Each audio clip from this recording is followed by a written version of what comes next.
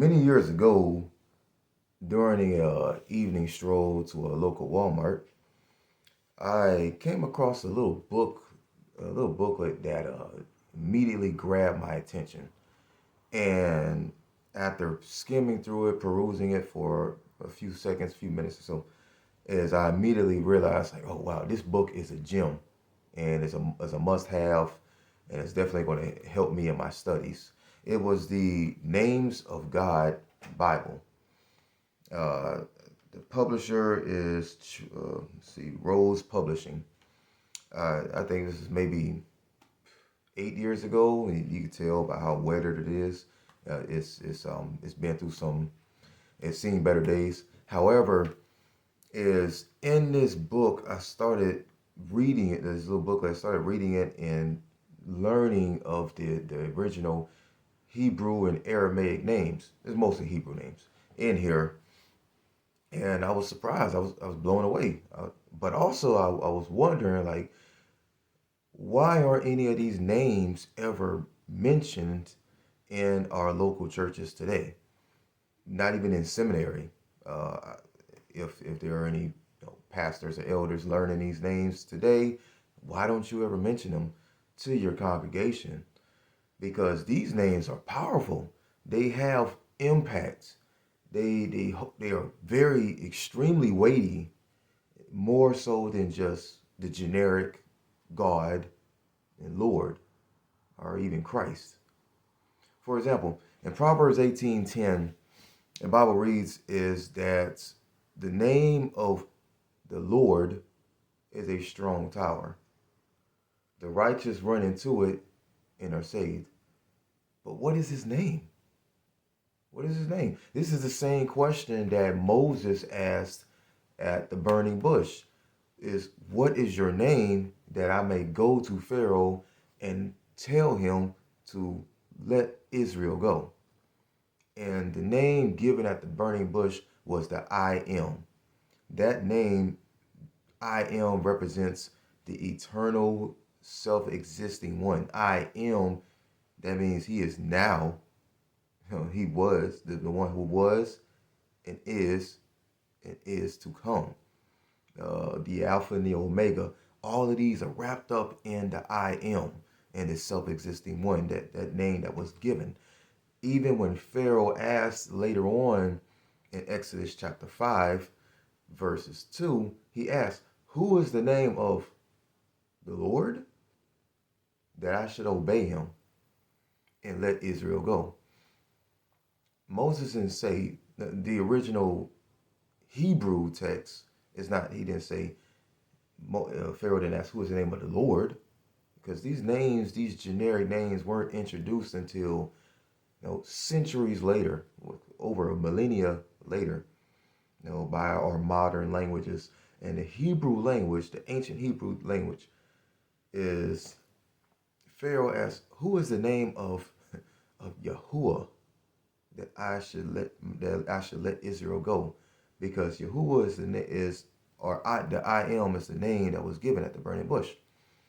Again, going back to Proverbs 18:10, it says the name of Adonai is a strong tower. Adonai means, I took some notes, Elohim is master and majestic. He's not just generic Lord. He is master. He is Adonai. He is the ruler of my life, the individual me, the ruler of all creation. He is the head. He is the head, the highest authority. It's not, what people just put their trust in the government, public indoctrination camps, anything like that, and even in parents or their employer. No, it is Adonai. He is the highest authority, and he delegates, like in Romans chapter 13, he delegates to the local governments, establishments, and such, and uses the police and the military as that iron rod of correction per se. But consider this: Adonai. Elohim is master and majestic. I gave you that earlier. And Elohim is my total authority. Elohim is all powerful one, creator, Elohim. Jehovah is the I am, the one who is self-existent one. These names are way more. They just speak more volumes than God, because like today, unfortunately, obviously, our children aren't being taught these names. But then again, the parents and the late, no, my generation. I forgot what is my generation. Generation, whatever. Those born in the 80s, 90s. That's me. Millennials. That's it. Thank you for reminding me. Somebody in my comment section. The millennials, Generation X, the baby boomers, all of them. They don't even know these names. Who knows these names? Maybe if we have some great grands who were born in the like 1890s, early 20th century, if they might still be alive, blessings to them. But they still might know these names and probably may use them occasionally. Which also reminds me of one thing.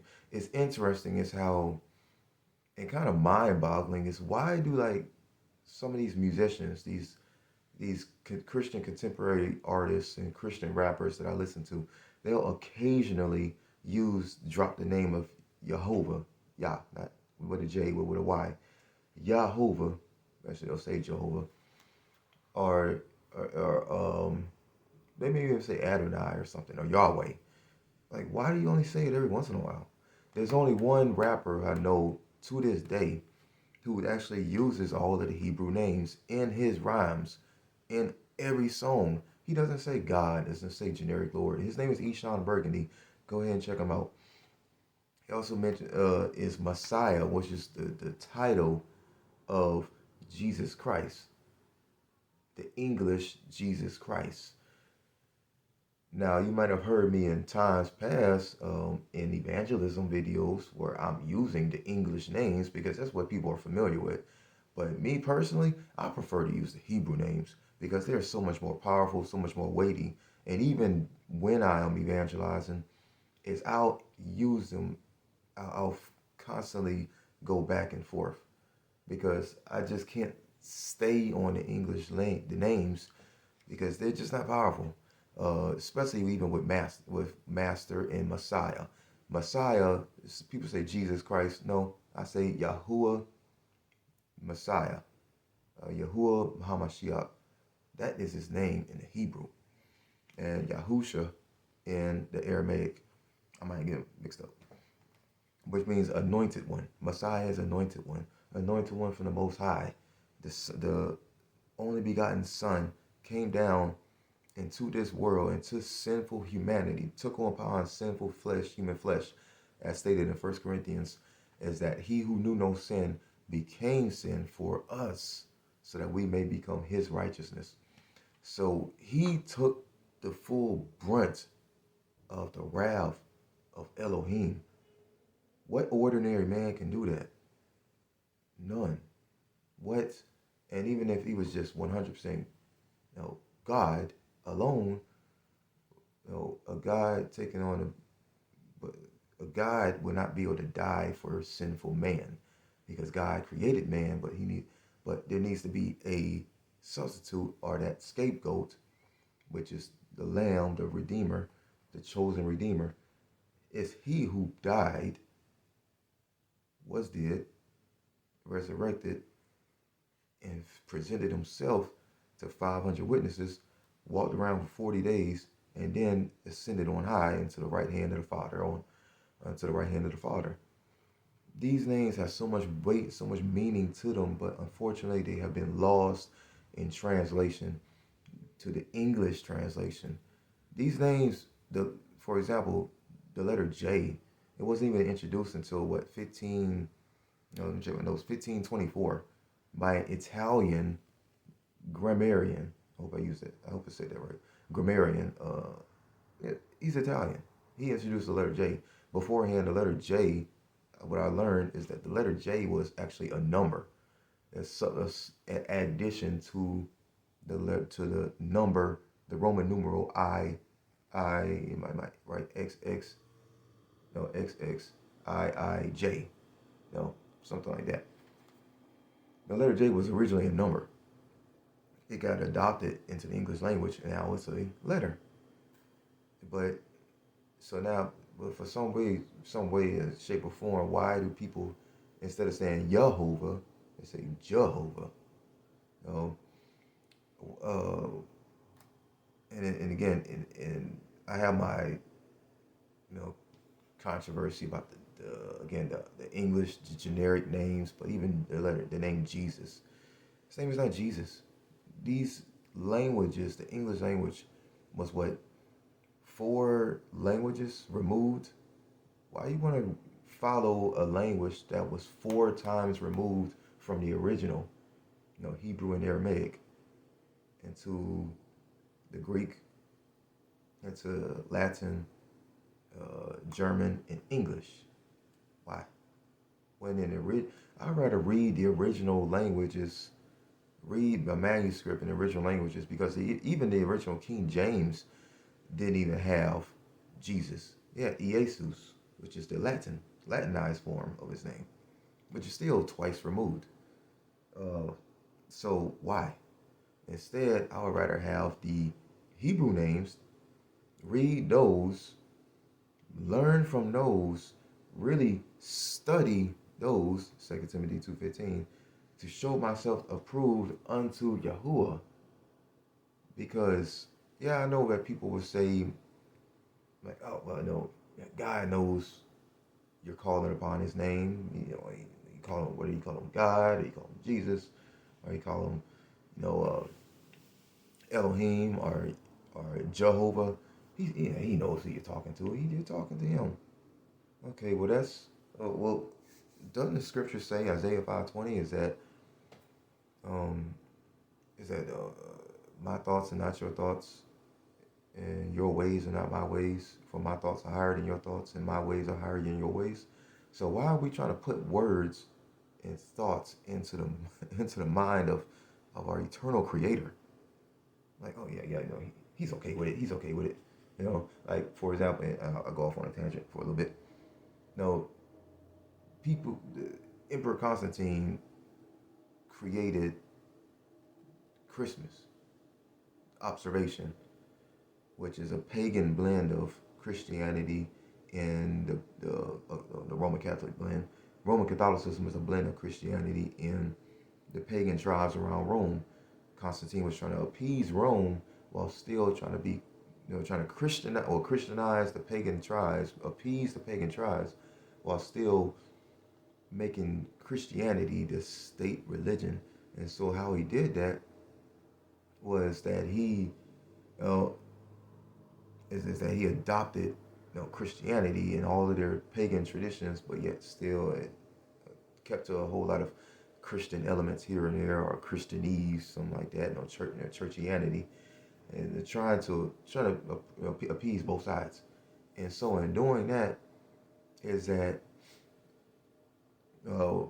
people started eventually, as it's growing throughout the centuries and adding more paganism from Germany, from Norway, from the Norse, from France, from everywhere, from Britain, adopting more, picking up more traction, kind of like a snowball rolling downhill, and then comes over to the United States. Is that stuff originally was banned, and then it became unbanned, like the early 16th century. And people celebrate this stuff. They don't even know why they do it. Well, same thing. People celebrate all of these names, exalt all of these names. What I was getting at is also the form of, like, how you just created a birthday. You just created a day to observe Christ's advent into humanity. Like, oh yeah, he's okay with it. He's okay with it. Yeah, it's okay. Huh? What?